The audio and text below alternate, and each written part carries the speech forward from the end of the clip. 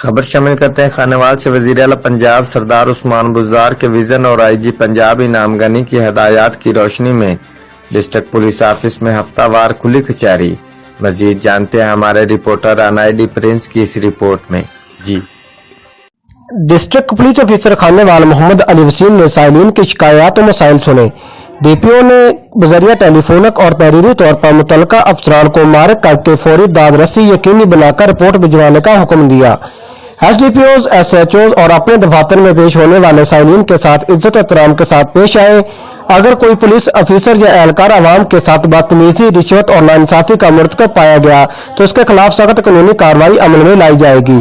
Police اور عوام مل کر ہی جرائم سے پاک مثالی معاشرہ تعمیر کر سکتے ہیں۔ پولیس کا ہر افسر اور جوان عوام کے جان و مال کے تحفظ کے لیے شب و روز کوشاں ہے۔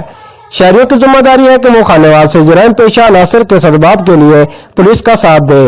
Rana D prince, Geo express news, Adda Chip کلاں، خانوال۔